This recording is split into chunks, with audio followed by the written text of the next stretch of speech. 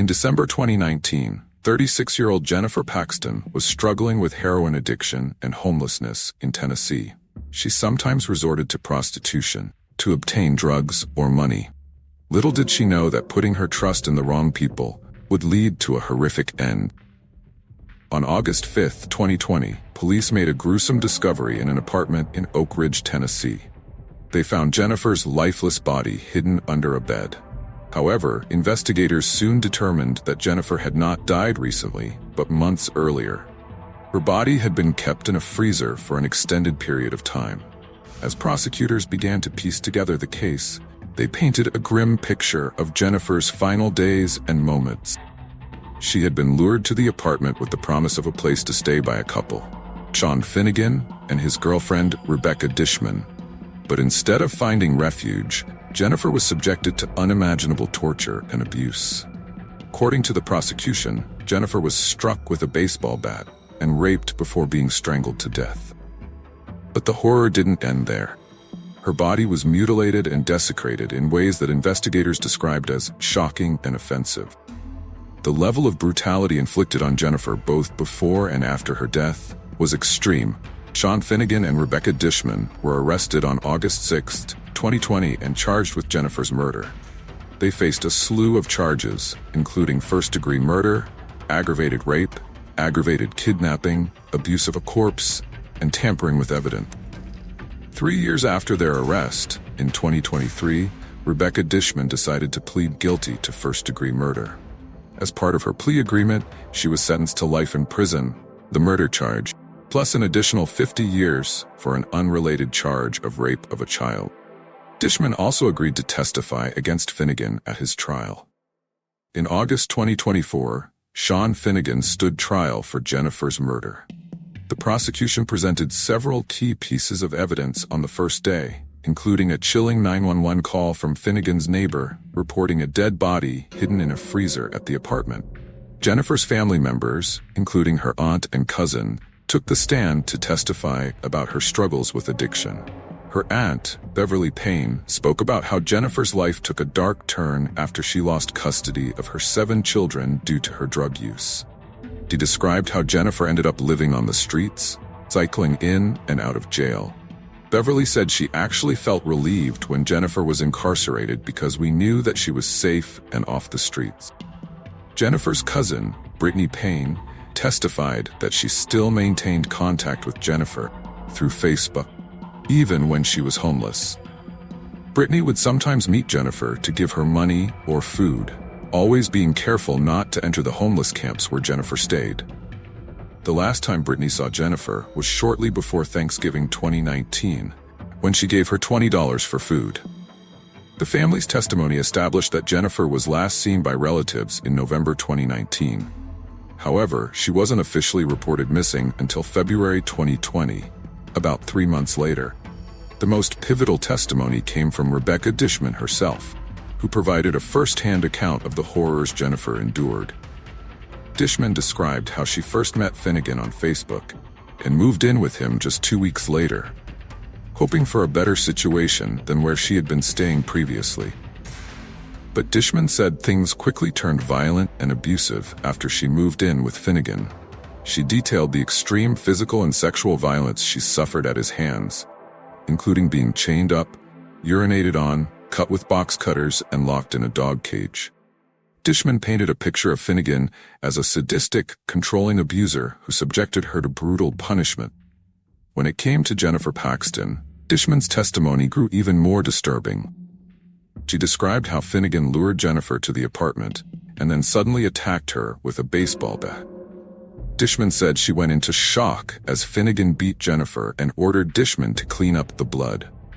According to Dishman, Finnegan then forced Jennifer to perform sexual acts and made Dishman watch and participate.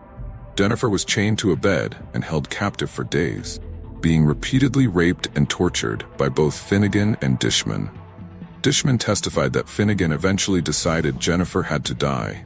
She described in chilling detail how Finnegan strangled Jennifer with a shoelace while Dishman cleaned up blood in the shower. Afterwards, they placed Jennifer's body in a freezer in the living room. Later, worried someone might discover the body, They moved the freezer upstairs and transferred Jennifer's remains to a closet.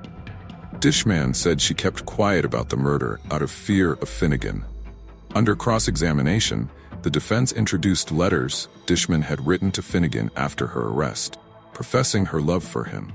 They also brought up a semi-sexual relationship Dishman had developed with a corrections officer while in jail. The defense strategy was clearly to paint Dishman as an unreliable witness whose story had changed over time.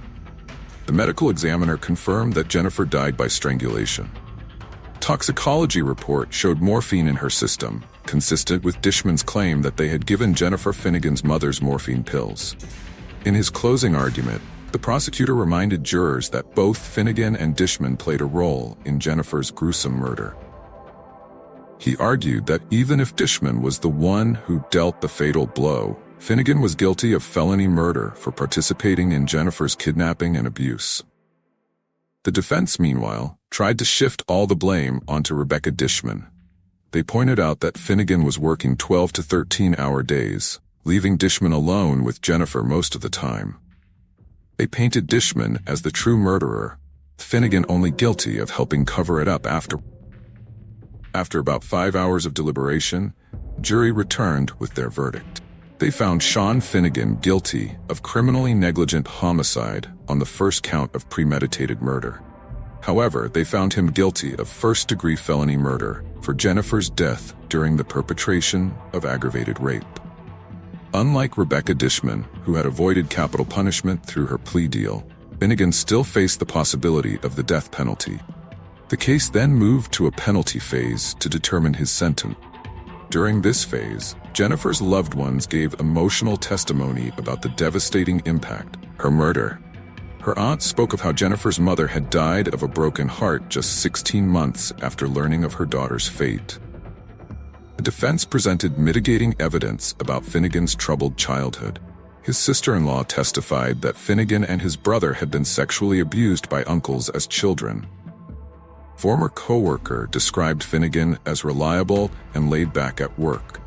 In their closing arguments, prosecutors urged jurors to show Finnegan no more mercy than he had shown Jennifer Paxton. The defense argued it would be disproportionate for Finnegan to be executed when Dishman, who they claimed was more culpable, received only life in prison. Ultimately, after weighing the aggravating and mitigating factors, the jury unanimously decided on the death penalty for Sean Finnegan. The judge formally sentenced him to death by lethal injection. This case stands out for its extreme brutality and the drawn-out nature of the victim's suffering.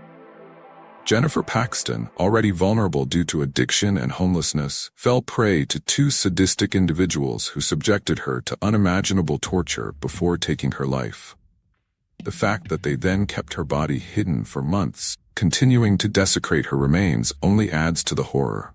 The case also raises questions about how society fails to protect its most vulnerable members. Jennifer's family testified about her struggles with addiction after losing custody of her children. While they maintained some contact, she was ultimately left to fend for herself on the street, making her an easy target for predators like Finnegan and Dishman. Rebecca Dishman's role in the crimes is complex. While she participated in the abuse and murder, her own testimony painted her as another victim of Finnegan's sadistic behavior. The letters she wrote to him from jail suggest the relationship was more complicated than simple coercion.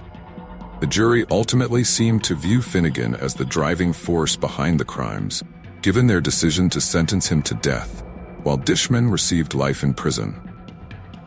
The case also demonstrates how advances in forensic science and technology can help solve crimes, even when a body has been hidden for months.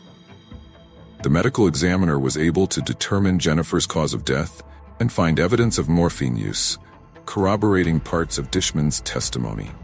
Sean Finnegan's death sentence reflects the jury's view of the extreme depravity involved in this crime.